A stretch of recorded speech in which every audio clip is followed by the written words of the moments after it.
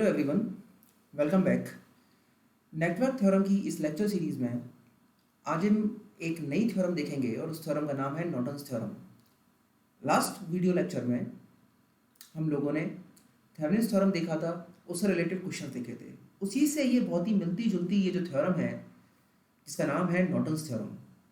Generally वहाँ पर हम लोग पूरे के पूरे किसी भी एक linear and bidirectional circuit को हम लोग जनरली एक वोल्टेज सोर्स और एक रेजिस्टेंस में कन्वर्ट करते थे। इसी तरीके से यहाँ पर हम वोल्टेज सोर्स की तरह जगह बस एक करंट सोर्स आएगा और इसके अलावा थेवेनिन्स थ्योरम में और नॉर्टन्स थ्योरम में कोई चेंज नहीं है। We will see one by one. Okay, so as Thevenin's theorem can be applied to any linear and bidirectional circuit, इसी तरीके से नॉर्टन्स थ्योरम भी can be applied to any linear and bidirectional circuit. Okay, ऐसे किसी भी linear और by directional circuit में जिसमें more number of active and passive elements present हैं, we can replace with a single equivalent circuit consisting of equivalent current source ISC in parallel with equivalent resistance। मतलब कोई भी आपका circuit है थोड़ा complex सा है जिसमें बहुत सारे क्या कहते हैं current sources voltage sources present हैं और बहुत सारे उसमें एलिमेंट्स प्रेजेंट हैं। आप उस पूरे सर्किट को एक छोटे से सर्किट में कन्वर्ट कर सकते हैं जिसमें एक करंट सोर्स होगा, उसके पैरेलल में एक रेजिस्टेंस होगा जिसकी वैल्यू होगी RN और जो करंट सोर्स होगा उसकी वैल्यू होगी ISC। ये ISC और RN कैसे निकालते हैं ये अगले हम 2 पॉइंट में देखेंगे। ISC निकालने के लिए जनरली आपको जिस भी लोड के अक्रॉस अगर आपको ये सर्किट को सॉल्व करना है तो आप क्या करिए, उस लोड को शॉर्ट सर्किट कीजिए और वहां पर short circuited current find out करिए उस लोड ब्रांच के ऊपर। ठीक है, कैसे? जैसे आपको ध्यान हो थेवेनिन्स थ्योरम में हम लोग क्या करते थे कि लोड को डिस्कनेक्ट करते थे और वहां पर हम लोग क्या निकालते थे, ओपन सर्किटेड वोल्टेज निकालते थे। इसी तरीके के नॉर्टन्स थ्योरम में हम लोग क्या करेंगे, हम लोग लोड को शॉर्ट सर्किट करेंगे और वहां पर करंट निकालेंगे उस जिस ब्रांच को हमने शॉर्ट सर्किट किया हुआ है। ठीक है, और जो रेजिस्टेंस है जिसको हम नॉर्टन्स रेजिस्टेंस बोलते हैं, ये सेम उसी तरीके से निकालते हैं जैसे RTH निकालते हैं, deactivate all independent sources and find equivalent resistance with respect to load terminal. तो ये मेथड RN निकालने का मेथड जो है वो सेम है एज RTH। ठीक है, दिस थिंग इज क्लियर। तो देखते हैं, कोई भी linear and by directional network है जिसमें यहाँ लोड है, हमें ए बी टर्मिनल के अक्रॉस हमारा लोड लगा हुआ है, तो इसको हम कन्वर्ट कर सकते हैं एक करंट सोर्स जिसकी वैल्यू है IN या ISC। कभी कभी इसको हम IN ही बोल देते हैं, कभी कभी इसको ISC बोल देते हैं। ये IN और ISC दोनों क्या है, सेम है। ठीक है, शॉर्ट सर्किटेड करंट और नॉर्टन्स करंट दोनों क्या है, सेम है। इनको दोनों को एक ही चीज होती है ये। ठीक है, तो इससे कंफ्यूज मत हो जाना कि कहीं आपको शॉर्ट सर्किटेड करंट बोले या नॉर्टन्स करंट बोले, बोथ आर सेम। ठीक है, रेजिस्टेंस पैरेलल में लगेगा जो कि सेम है, नॉर्टन्स रेजिस्टेंस और थेवेनिन्स रेजिस्टेंस दोनों का मेथड निकालने का सेम है और आपको बेसिकली ये सर्किट आपका इस तरीके से चेंज हो जाएगा। क्वेश्चन सॉल्व करते हैं तो आपको एग्जांपल लेते हैं तो आपको समझ में आएगा। Example number 1, find current in 3 ohm resistance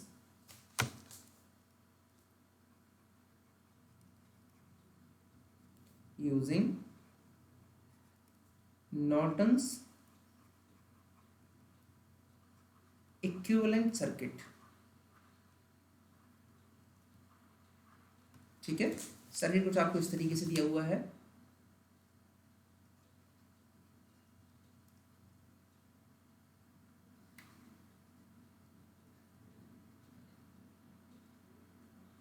जैसे सर्किट पैरेलल में एक 4 ohm रेजिस्टेंस लगा है,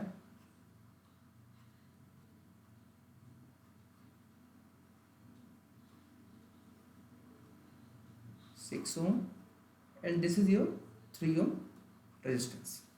क्वेश्चन में पूछा है कि आपको निकालना है करंट इन 3 ohm रेजिस्टेंस। आपको बेसिकली 3 ohm रेजिस्टेंस के अक्रॉस आपको करंट निकालना है, तो और किसके द्वारा निकालना है, नॉर्टन्स इक्विवेलेंट सर्किट के थ्रू। ठीक है, तो नॉर्टन्स इक्विवेलेंट सर्किट निकालने के लिए आपको क्या है, 2 स्टेप्स हैं आपके। पहला स्टेप क्या है, स्टेप 1 फाइंड नॉर्टन्स करंट और short circuit current. Step 2 find RN। तो सबसे पहले मैं स्टेप 1 सॉल्व कर रहा हूं, दैट इज IN निकालने के लिए। IN निकालने के लिए क्या करूंगा मैं सर्किट में जो 3 ohm जिस रेजिस्टेंस के अक्रॉस मुझे निकालना है उसको मैं शॉर्ट सर्किट कर दूंगा। तो कर दो शॉर्ट सर्किट जल्दी से। 5 ohm 18 एम्पियर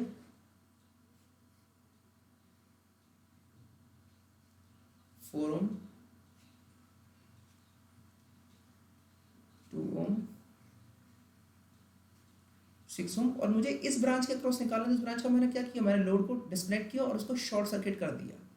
अब मुझे इस ब्रांच में शॉर्ट सर्किट करंट निकालना है, जिसको मैं ISC बोल रहा हूँ या IN बोल रहा हूँ, वही मेरा क्या है, नॉर्टन्स करंट है। अब देखते हैं ध्यान से, यहाँ पर ध्यान से देखो सर, इस पूरे सर्किट में एक ही independent current source that is 18 ampere, है ना। तो 18 एम्पियर यहाँ पर जाएगा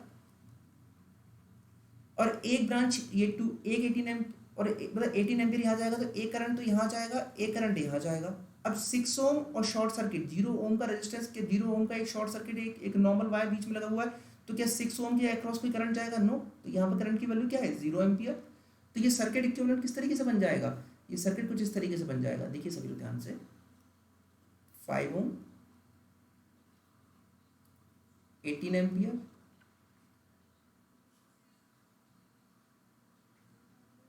4 ओम, 2 ओम, और ये ISC। क्योंकि यहाँ तो इस 6 ओम रेजिस्टेंस से अक्रॉस जाएगा नहीं, क्योंकि दोनों ब्रांचेस है पैरेलल में, तो इस 6 ओम वाले जो ब्रांच है उसमें तो कोई करंट जाएगा नहीं। जो भी करंट जाएगा वो किस में जाएगा, इस शॉर्ट सर्किट वाली ये जो नॉर्मल वायर है उसमें जाएगा। तो यहाँ से हम लोग विद द हेल्प ऑफ वो current divider rule we can easily find out, with the help of current divider rule we can find out the ISC। तो करंट डिवाइडर रूल लगा के ISC की वैल्यू क्या आएगी, 18 ampere into 4 divide by 4 plus 2, 18 divide by 6 divide by 4, 6 3 जा 4 3 into 12 ampere. तो हमारा ISC आ चुका है 12 ampere. Now step 2, we have to find RN। Method क्या है, सेम मेथड है, किसकी तरह से, सेम मेथड है हमारा RTH निकालने। जितने भी इंडिपेंडेंट सोर्सेस हैं उनको आपको क्या करना पड़ेगा, डिस्कनेक्ट करना पड़ेगा। तो करंट सोर्स है तो उसको ओपन सर्किट करना पड़ेगा, वोल्टेज सोर्स है, इंडिपेंडेंट वोल्टेज सोर्स है, तो उसको क्या करना पड़ेगा, शॉर्ट सर्किट करना पड़ेगा। तो यहाँ तो करंट सोर्स प्रेजेंट है, तो सर्किट किस तरीके से बन जाएगा RN निकालने के लिए, दिस इज 5 ओम, ये तो ओपन हो गया, 4 ओम, 2 ओम,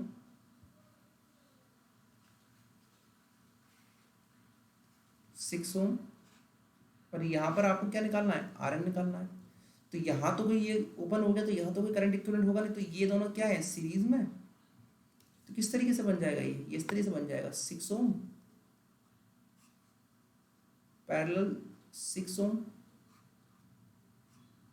और ये RN की वैल्यू हो जाएगी 6 ओम पैरेलल 6 ओम इक्वल टू 3 ओम। तो RN आपका कितना आ गया, 3 ओम आ गया। ISC कितना आ गया, 12 एम्पियर आ गया। तो आपका जो इक्विवेलेंट सर्किट होगा अब वो कैसा हो जाएगा, equivalent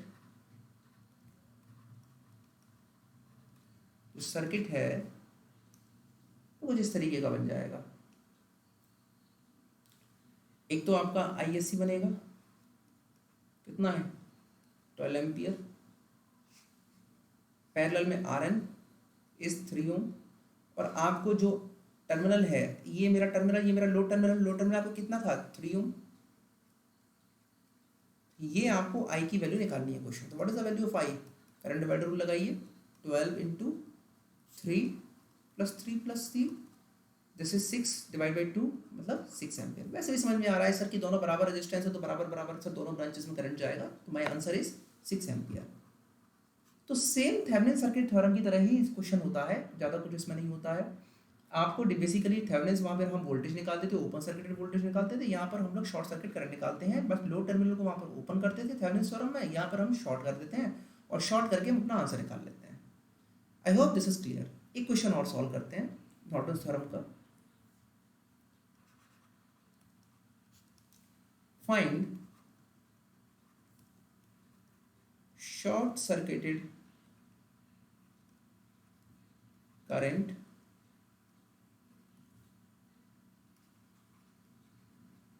between A and B terminal in following circuit.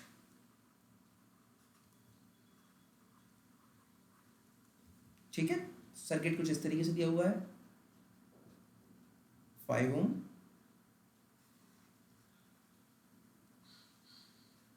9 ampere, 3 ohm,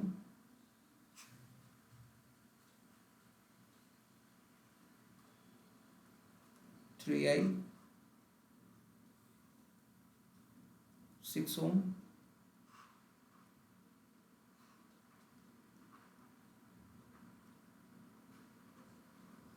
2 ओम, और जो आई है वो ये गिवन है। तो कभी कभी क्वेश्चन ऐसा भी आ सकता है, जरूरी नहीं है कि वो आपसे पूरा क्वेश्चन सॉल्व करे, आपसे डायरेक्ट भी पूछ सकता है कि भाई आप शॉर्ट सर्किट करंट निकालिए। तो शॉर्ट सर्किट करंट का मतलब आपको समझ में आ रहा है? What is short circuit current? Short circuit current मतलब आईएससी, जो हम आईएन निकालते थे वो भी वही तरीका है। किसके अक्रॉस निकालना है? ए एंड बी टर्मिनल के अक्रॉस निकालना है। मतलब हमें इस वाली ब्रांच के अक्रॉस शॉर्ट सर्किटेड करंट या नॉर्टन्स करंट निकालना है। ठीक है, शॉर्ट सर्किट कर दो, चलो कर देते हैं सर्किट। पहले क्या हमें डायरेक्टली क्या निकालना है? आईएससी और आईएन ही निकालना है। तो सर्किट डायग्राम किस तरह से बन जाएगा, देखो ध्यान सभी लोग। 5 ओम, 9 एम्पियर, 3 ओम, 3i, 6 ओम, और ये ब्रांच शॉर्ट हो गई। ठीक है, दिस इज माई ए और दिस इज माई बी। ये मुझसे ये आईएससी पूछ रहा है। अब देखो तुम लोग मुझे ध्यान से बताओ कि सर 6 ओम के पैरेलल में 0 ओम है, तो क्या इस 6 ओम के अक्रॉस कोई करंट जाएगा? नो। तो आई की वैल्यू कितनी होगी? 0। तो ये तो पूरा का पूरा ही क्या हो जाएगा? 0 हो जाएगा। 3i इक्वल टू 0, तो ये कितना हो जाएगा? 0। वोल्टेज, ये जो डिपेंडेंट वोल्टेज सोर्स है इसकी वैल्यू क्या हो जाएगा? 0। तो ये क्या हो जाएगा? शॉर्ट। तो डायग्राम किस तरीके से बन जाएगा? डायग्राम कुछ इस तरीके से बन जाएगा। 5 ओम, 9 एम्पियर, 3 ओम, 6 ओम और आईएससी। यहाँ तो कोई ब्रांच जाएगा ना, तो इसको तो हम रिमूव ही कर देते हैं। यहाँ कोई करंट ब्रांच, यहाँ कोई करंट ही नहीं जाएगा, हम ऑलरेडी बात कर चुके हैं, है ना। तो कुछ सर्किट आपका इस तरीके का बन जाएगा।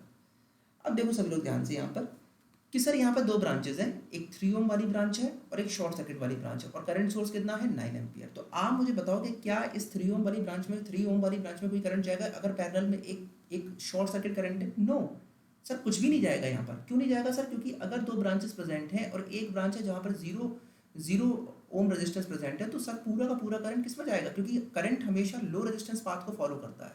यहाँ तो कोई रेजिस्टेंस ही नहीं है, तो पूरा पूरा करंट कहाँ जाएगा? इस वाली ब्रांच में जाएगा। तो आईएससी की वैल्यू कितनी आ गई? 9 एम्पियर। तो इस तरीके से क्वेश्चन थोड़े खतरनाक हमको लग सकते हैं, लेकिन जब हम उनको सॉल्व करने जाते हैं, एक स्टेप बाय स्टेप चलते हैं, तो क्वेश्चन कोई भी ईजी हो जाता है। ठीक है, एक क्वेश्चन और देख लेते हैं, एक दो क्वेश्चन और देख लेते हैं, तब हम देखेंगे। बाकी इस नॉर्टन थ्योरम बहुत ही ईजी है, पूरा थेवेनिन थ्योरम की तरह ही, ज़्यादा उसमें कुछ करने के लिए नहीं होता है। चलिए एक क्वेश्चन और सॉल्व कर लेते हैं। Find open circuited voltage and short circuited current between A and B। कुछ डायग्राम कुछ इस तरीके से दिया हुआ था। 10 वोल्ट, 3 ओम, 2 एम्पियर, और दिस इज ए और बी। ठीक है, तो आपसे पूछा है open circuited voltage and short circuit current between A and B. और मैं आपको ये बता सकता हूँ कि बहुत सारे बच्चे इस तरह के क्वेश्चंस को गलत कर देते हैं, तो इस तरह के क्वेश्चंस को देखना एक बार जरूरी है। सबसे पहले पूछ रहा है वो ओपन सर्किटेड वोल्टेज, तो ये तो ओपन सर्किटेड है ए एंड बी टर्मिनल। तो सर देखो ये 10 वोल्ट, 3 ओम, 2 ओम, ये सारी की सारी ब्रांचेस क्या है? पैरेलल। और मुझे पता है कि पैरेलल ब्रांचेस में वोल्टेज हमेशा क्या होता है? सेम। तो वैल्यू क्या वीओसी की क्या आ जाएगी? Directly 10 volt. अब शॉर्ट सर्किट करंट में देखो बहुत सारे लोग इस क्वेश्चन को गलत कर देंगे, देखते हैं एक बार कैसे। थोड़ा ध्यान देना है। This is 10 volt, 3 ohm, 2 ampere, और मैंने ये शॉर्ट सर्किट कर दिया। अब मुझसे पूछ रहे हैं what is the value of ISC. बहुत सारे बच्चे बिना सोचे समझे डायरेक्टली ये कह देंगे सर यहाँ तो देखिए ये 2 एम्पियर ये पैरेलल में है सर, यहाँ तो सर ब्रांचेस हैं सर पैरेलल में, या 3 ओम में तो सर करंट यानी जाएगा ये डायरेक्टली शॉर्ट सर्किट करंट क्या हो जाएगा 2 एम्पियर हो जाएगा। बट बेटा ऐसा नहीं है। आप ध्यान से इस क्वेश्चन को देखो सभी लोग। सर पैरेलल ब्रांचेस में 10 वोल्ट लगा है, पैरेलल ब्रांचेस में 3 ओम लगा है, पैरेलल ब्रांचेस में 2 एम्पियर लगा है, पैरेलल ब्रांचेस में शॉर्ट सर्किट लगा है। किसी भी शॉर्ट सर्किटेड ब्रांच के अक्रॉस वोल्टेज कितना होता है 0। ये तो सभी को पता है, इसमें तो ऐसी कोई नई बात नहीं है। अगर शॉर्ट सर्किटेड कोई भी ब्रांच है तो सर उसके अक्रॉस वोल्टेज ड्रॉप जो होगा वो 0 होगा। पर सर पैरेलल में देखो यहाँ पर 10 वोल्ट भी लगा है, तो सर ये जो सर्किट है यहाँ पर हमारा short circuited current find out करना is not possible because this circuit is not satisfying KVL law. क्योंकि सर पैरेलल ब्रांचेस में केवीएल क्या कहता है कि भाई वोल्टेज ड्रॉप बराबर होना चाहिए, लेकिन यहाँ तो सर बराबर नहीं हो रहा है। तो in this circuit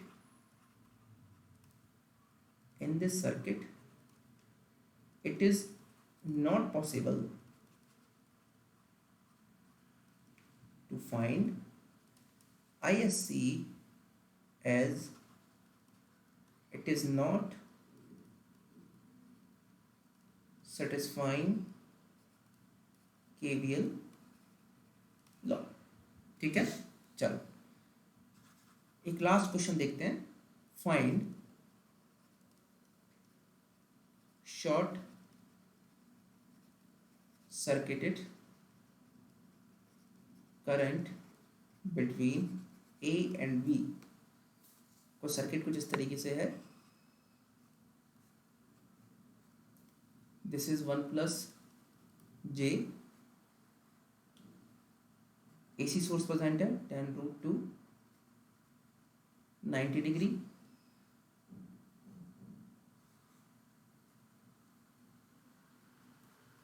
five 45 degree, और ये टर्मिनल है A और B। यहां पर यह पूछा गया है कि आप short circuit current find out करिए between terminal A and B। तो शॉर्ट सर्किट कर देते हैं, this is my ISC। Sir अब बहुत सारे बच्चे कहेंगे sir between A and B sir short circuit है, सर ये देखिए यहाँ पे वोल्टेज ड्रॉप प्रेजेंट है सर, यहाँ पर सर ये एक प्रेजेंट है सर, तो ये तो केवीएल लॉ फॉलो नहीं करें। नो बेटा, फेजर में थोड़ा बहुत आपको ध्यान से देखना पड़ता है।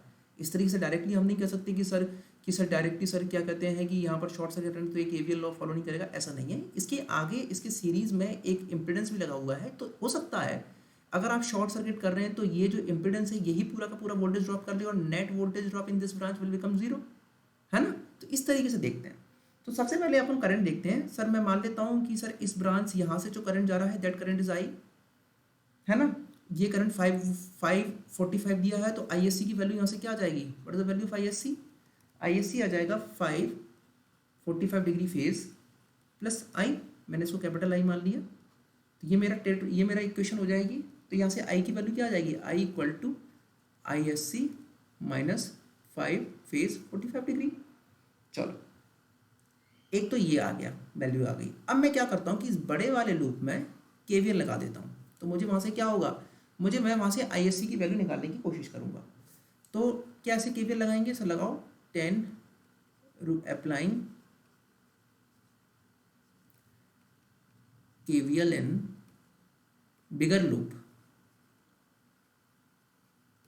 क्या होगा 10√2 90 degree minus 1 plus J into I minus कुछ भी नहीं है इक्वल टू 0। तो वैल्यू यहाँ से क्या निकल के आ जाएगी, 10√2 90 डिग्री। इस 1 प्लस J को भी मैं फेजर फॉर्म में कन्वर्ट कर लेता हूँ, तो कितना आ गया √2 एंगल 45 डिग्री, है ना, ये हो जाएगा। तो कैसे करेंगे इसको, माइनस √2 45 डिग्री एंगल, और ये I की वैल्यू रख देते हैं, what is the value of I, ISC minus 5 angle 45 degree equal to 0। तो वैल्यू यहाँ से क्या निकल के आएगी, 10√2 90 डिग्री माइनस √2 इंटू 5 45 डिग्री, और 45 डिग्री बेटा मैं ये वाला और इनका मल्टीप्लाई कर रहा हूँ, 45 डिग्री और 45 डिग्री मल्टीप्लाई होकर क्या हो जाएगा 90 डिग्री, और ये माइनस माइनस क्या हो जाएंगे प्लस, और इसको मैं इधर ले आया तो √2 45 डिग्री ISC। ठीक है, ये सभी कुछ क्लियर हो रहा है। चलो तो this will become 10√2 angle 90 degree plus 5√2 angle 90 degree equal to √2 45 degree into ISC। तो ये 10√2 90 डिग्री प्लस 5√2 फेज दोनों का सेम है, तो दोनों एडिशन हो जाएंगे। तो कितना हो जाएगा 15√2 angle 90 degree √2 45 degree ISC। Value of ISC यहाँ से क्या आ जाएगा 15√2 19 डिग्री अपॉन √2 45 डिग्री। तो √2 से √2 कैंसिल हो जाएगा, यहाँ से आ जाएगा 15 एंगल 45 डिग्री एम्पियर। ठीक है, इन दिस वे हम फेजर टाइप के क्वेश्चंस को भी सिर्फ सारे के सारे उसी तरीके से सॉल्व है, कंसेप्ट सभी में सेम रहेगा। मैं ऑलरेडी फेजर को मैं बहुत अच्छे तरीके से मैं अपने लेक्चर्स में एक्सप्लेन कर चुका हूँ। मैं ये एक्सपेक्ट भी करता हूँ कि आप लोगों ने मेरी फेजर वाली जो रेजोनेंस जो स्टडी स्टेट एसी एनालिसिस वाली सीरीज थी सभी ने फॉलो की होगी, तो फेजर में सभी लोग कंफर्टेबल होंगे। तो इस तरीके से नॉर्टन्स थ्योरम के क्वेश्चन आ सकते हैं, कोई दिक्कत वाली बात नहीं है। सेम जैसे थेवेनिन्स थ्योरम के क्वेश्चन हम सॉल्व करते हैं, सेम वैसे ही हम लोग नॉर्टन्स थ्योरम के भी सारे क्वेश्चन सॉल्व करते हैं। क्वेश्चंस की वैरायटीज बहुत सारी हो सकती हैं। आप लोग के पास कोई रेफरेंस बुक हो, वहाँ से भी आप जाके नॉर्टन्स थ्योरम के क्वेश्चन प्रैक्टिस कर सकते हैं। आपको सभी मेथड सब में यही लगेगा और इजीली सारे क्वेश्चन आपके फॉलो हो जाएंगे। अगली क्लास में हम लोग अगली थ्योरम देखेंगे, मैक्सिमम पावर ट्रांसफर थ्योरम के बारे में हम लोग बात करेंगे और उससे रिलेटेड हम लोग सारे केसेस देखेंगे। That theorem is very important अगर हम बात करें गेट के एग्जाम की। तो I hope you enjoy the lecture. Thank you so much for joining.